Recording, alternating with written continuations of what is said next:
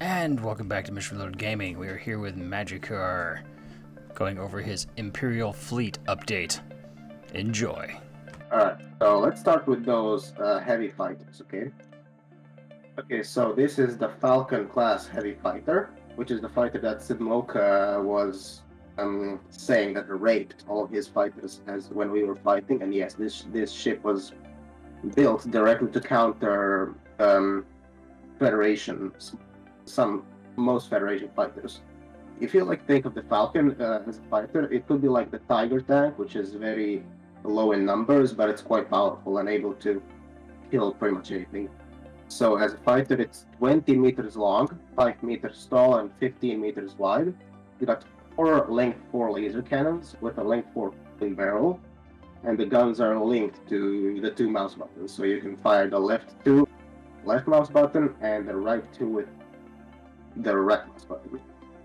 Now the guns cannot fire all the time because they do consume a lot of power and energy, so I believe they can be fired, hold on, I got it written down, about 10 to 15 salvos before the ship loses power.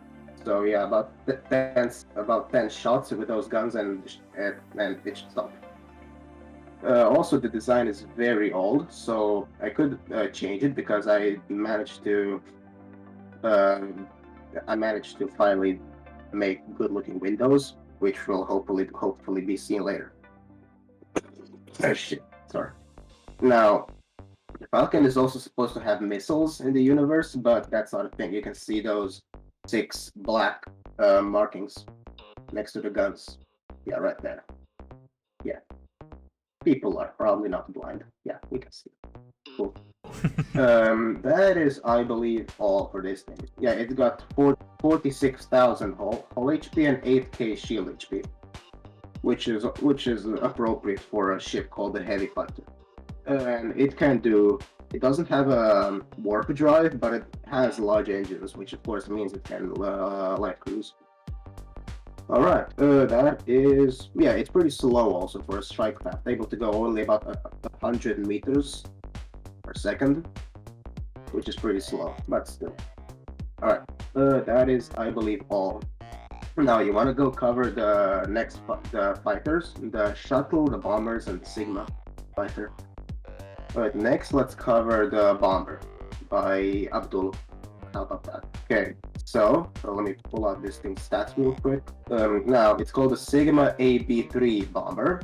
It looks like a piece of artillery that flies.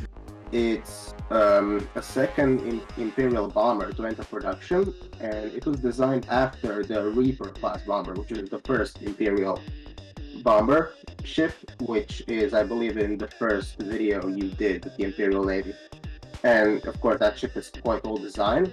This ship has the same armament of the old Reaper bomber, this big ass gun, which is now, of course, it's a cannon in this game, but imagine like that it's like a torpedo launcher in the universe or something. And it also has two dual laser cannons. Actually, I mean just 2 laser cannons, not dual. Jesus, what am I talking about?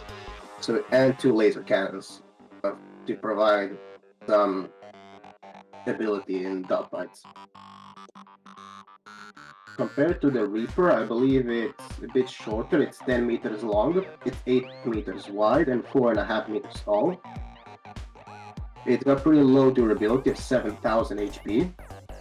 Yeah, for comparison, that Falcon Heavy Bomber has 40k.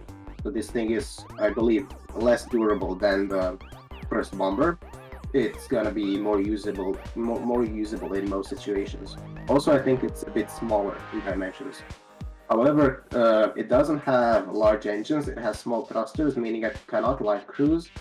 And I don't think it has it doesn't matter if it's a warp drive, it doesn't have large engines. So that was the Sigma AB3 bomber. Now, left to it is the Cardinal class shuttle. As Abdul puts it, an old but reliable design, the Cardinal has served as a primary transport for Imperial VIPs since even before the GGW, or Great Galactic War. Weapons and shielding rivaling that of a heavy strike craft, this vessel is more than capable of protecting itself against most threats it can't outrun. The Cardinal also has a remarkable passenger compartment for its size, capable of fitting 10 passengers and also quite a lot of cargo, all while still being able to comfortably fit in most ship hangars. So yeah, now I gotta say myself that this is I'm not gonna say amazing, but this is basically just a very good design Abdul did, because this thing can fit inside most hangars, apart from like what Conquer.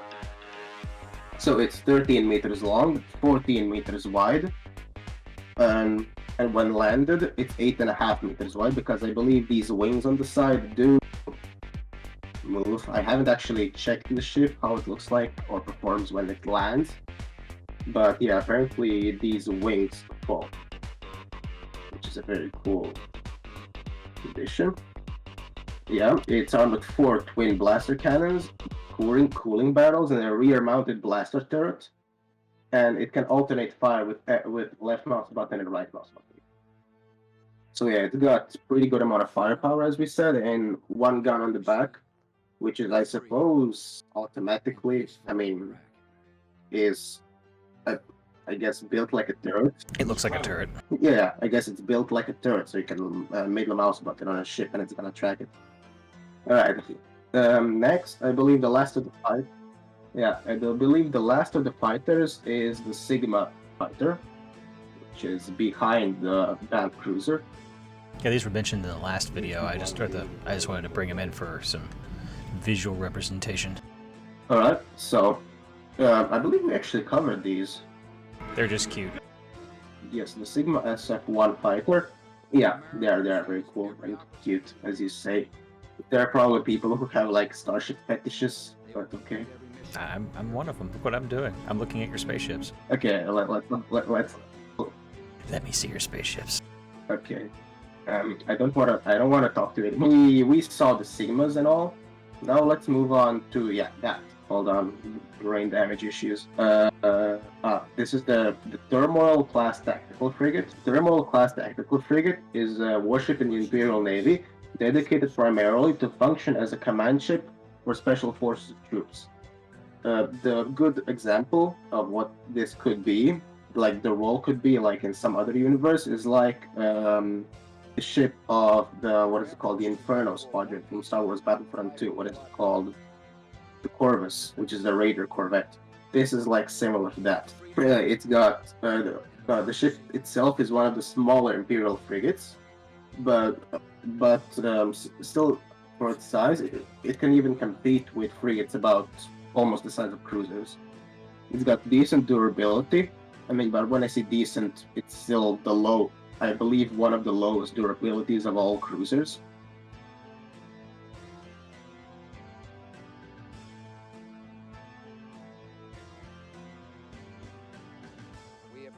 Still, for a ship of its size, it's pretty good durability.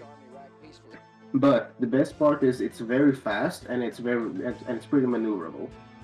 Now the firepower levels are the same to things like the Broadsword class patrol frigate and Pulsar class frigate, which are 6 dual Imperial turrets. When I say Imperial turrets, by default, I mean turrets which have a length 2 laser barrel and a length 1 recoil barrel, or as we call it, L2R1. Now it also has 6 single Gatling guns, which are these on the side. You can see they're basically point defense.